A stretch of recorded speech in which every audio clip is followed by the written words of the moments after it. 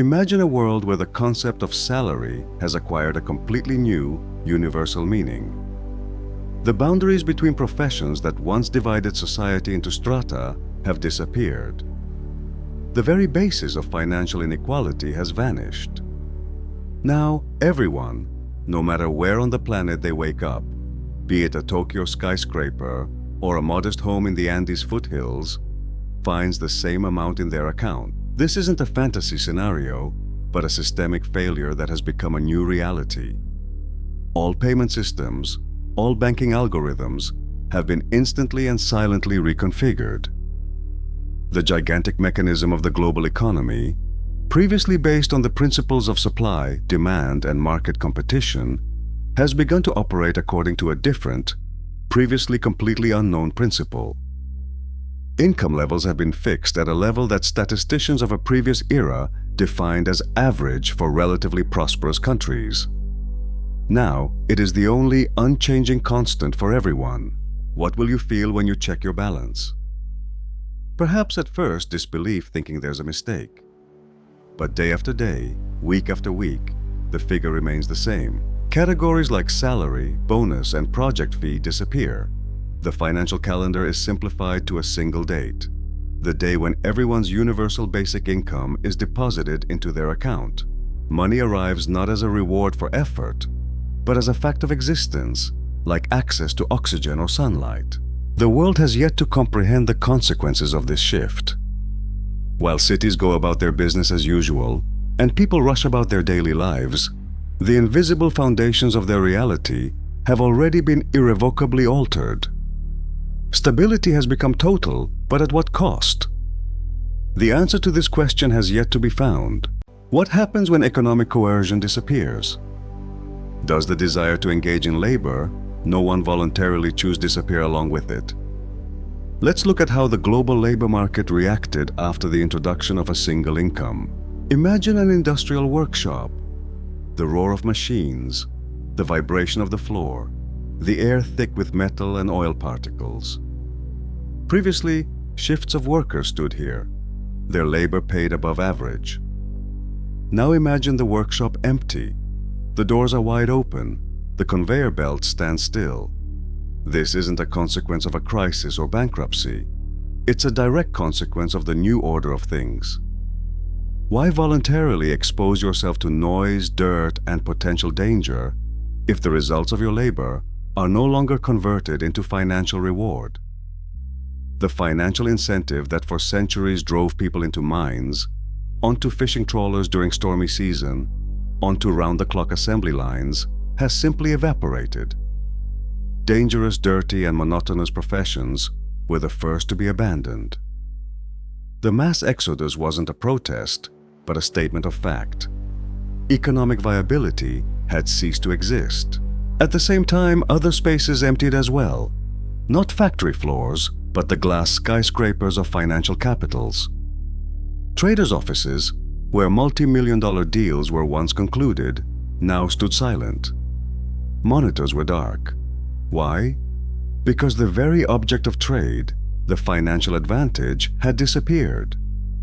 The adrenaline rush associated with risk and huge bonuses lost all meaning when bonuses were equalized for everyone. Employees left their jobs without waiting for official layoffs. They were fired by reality itself. A similar situation is observed in industries where work was measured solely by sales volume or the number of court cases won. High-stress work, justified only by the potential for high earnings, ceased to be of interest to anyone. A system built on competition and monetary incentives collapsed the moment money ceased to be a motivating tool. What remains when the pursuit of profit disappears?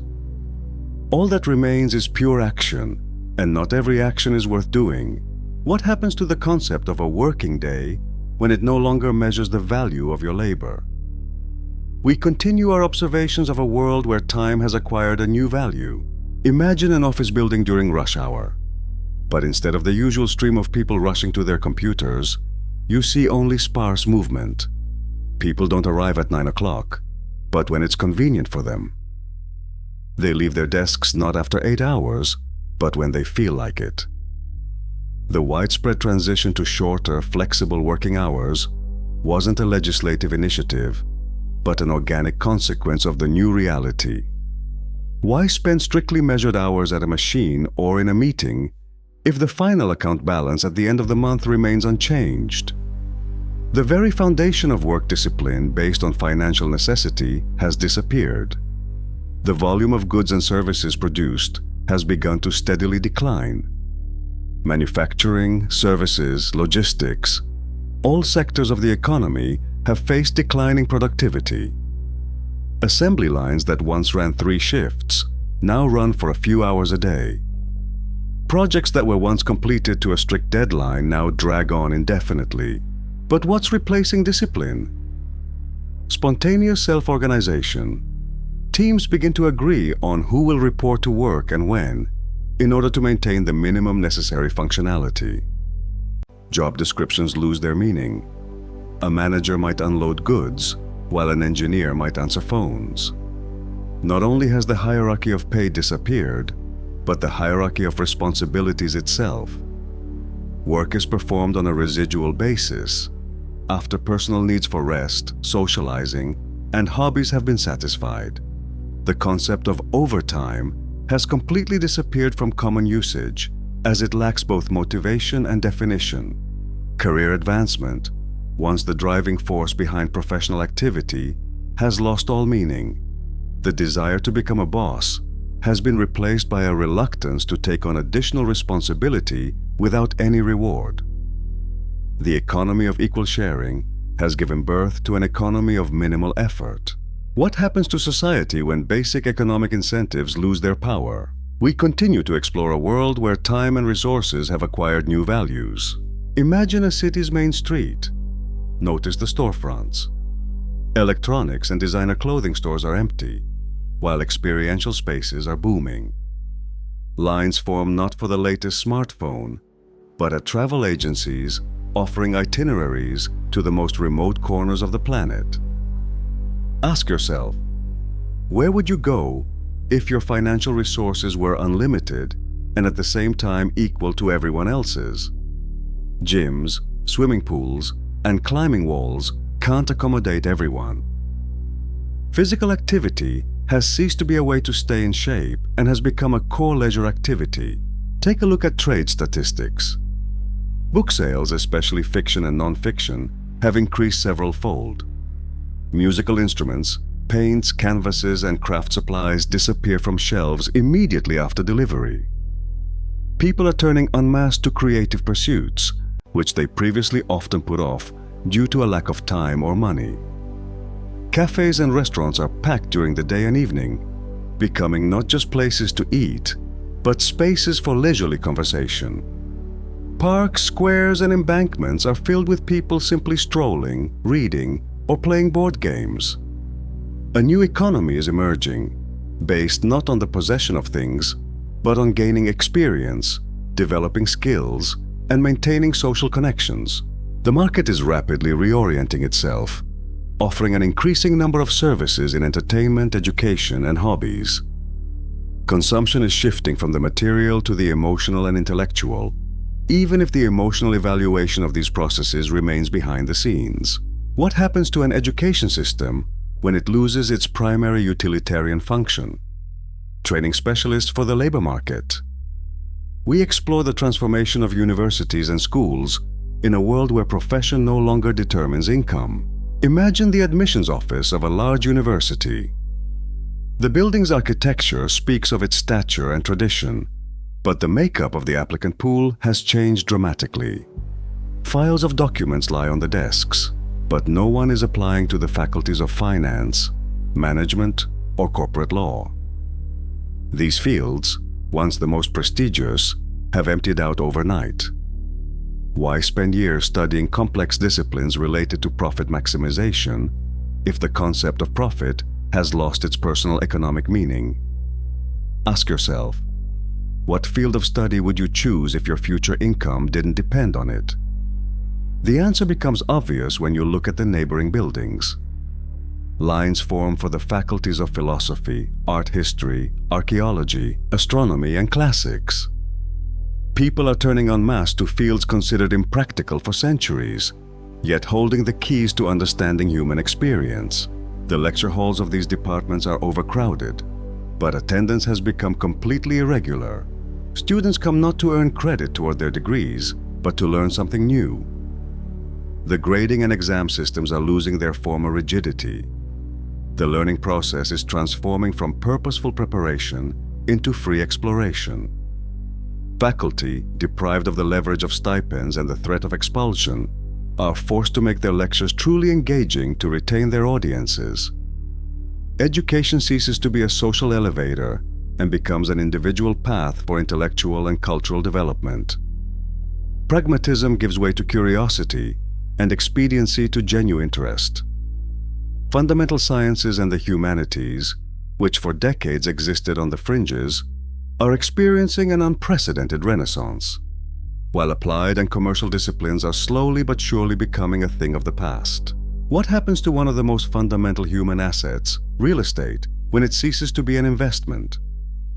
We explore how cities and settlement patterns changed when the economic engine of the housing market was halted.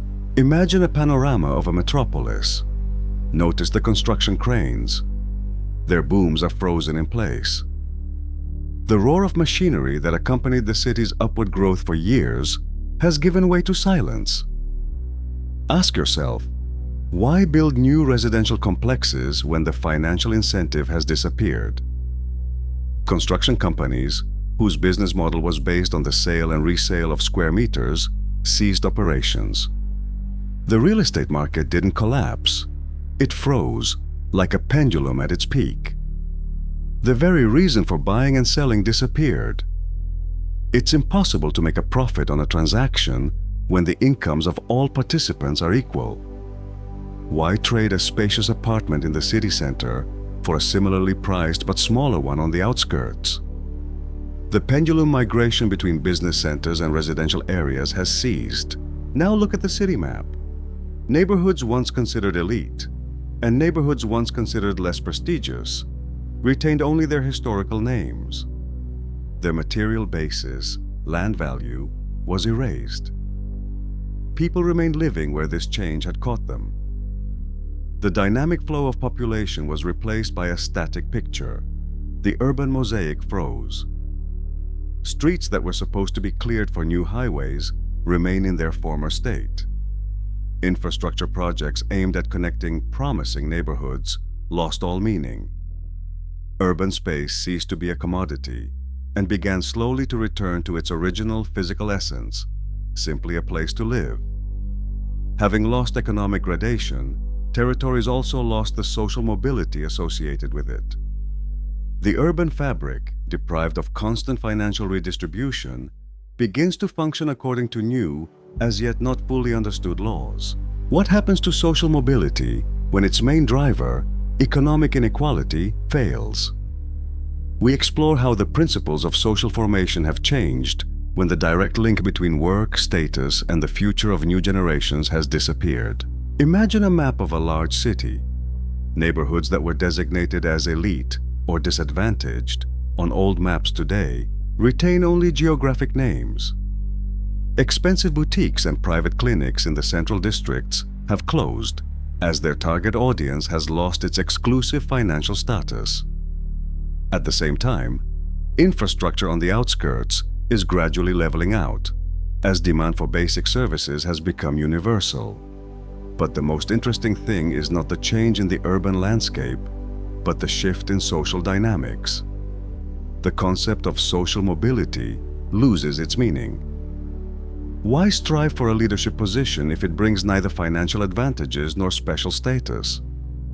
The hierarchy, built for centuries on capital and position, has collapsed, leaving behind a horizontal structure. Now imagine a school classroom. Children no longer choose their profession based on their parents' income or the prestige of their future job. The very basis for inheriting social status has disappeared. The child of an engineer can spend all day drawing, while the offspring of a prominent lawyer can assemble mechanical mechanisms. The choice of occupation is determined solely by personal interest, not potential profit. parents have lost the leverage based on arguments about the financial stability of a particular career.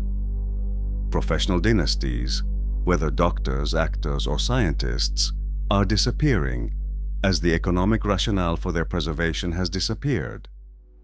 The bond between generations is now built on other, non-material foundations. Society deprived of economic incentives for upward mobility is beginning to self-organize according to new, as yet not fully understood principles, where the primary value is not position in the hierarchy, but individual fulfillment. What happens to management when its core tools, reward and punishment, disappear? We explore how complex systems function in the absence of traditional hierarchy. Imagine the trading floor of a large corporation. Monitors that once displayed stock charts and key performance indicators now show static numbers. The senior executive is in their office, but their phone is silent. Orders that were once followed without question are now met with silent resistance or endless discussions. Ask yourself, how can you get someone to complete a task if you can neither raise their salary nor fire them? The levers of control honed over centuries of capitalist development have become ineffective. The effectiveness of order execution is approaching zero. Turn your attention to the government apparatus. Mid-level officials continue to come to work, but their activities are reduced to collective discussions of routine issues. Any document, even the most insignificant, requires approval from numerous employees, as no one wants to take on personal responsibility without the incentive of career advancement. A system devoid of vertical power is forced to make decisions horizontally. This process is extremely slow and often leads to management paralysis. Major infrastructure projects, road repairs, the launch of new public transportation lines, network modernization, are stalled at the planning stage. It's impossible to determine who is responsible, and it's impossible to motivate those responsible. Management structures gradually turn into discussion clubs, where discussion replaces real action. The difficulty of coordinating any step becomes inversely proportional to the speed of its implementation. What happens to the planet when human economic activity enters a minimally supportive mode? We conclude our observation of a world that has undergone a major social transformation. Imagine a panorama of a large city a few years after the change. Notice the building facades. Uniform storefronts and strict corporate styles have been replaced by a colorful diversity. Walls are covered with complex, multi-layered graffiti, the result of countless hours of creativity. The balconies of residential buildings are decorated with handmade wrought iron elements, stained glass, and intricate wood and metal constructions. The architectural environment, previously developed according to commercial laws, now reflects the personal aesthetic preferences of millions. Shift your gaze to the streets. During the day, they are filled with people, but traffic has become minimal. Pedestrians and cyclists make up the bulk of the traffic. People are not rushing about their business. They stroll, meet, and improvise. The lack of economic pressure to constantly rush has changed the rhythm of city life. Now turn your attention to the outskirts. Former industrial zones, factory sites, and logistics hubs are slowly but surely being reclaimed by nature. Trees sprout from the asphalt of parking lots, and ivy covers the facades of factory buildings. The production of essential goods, food, medicine, and even basic clothing is maintained decentrally through voluntary rotation. People take turns without any coercion, performing work deemed beneficial to the community. This is not an economy in the classical sense, but rather a complex system of collective self-service, where exchange occurs not through money, but through mutual participation.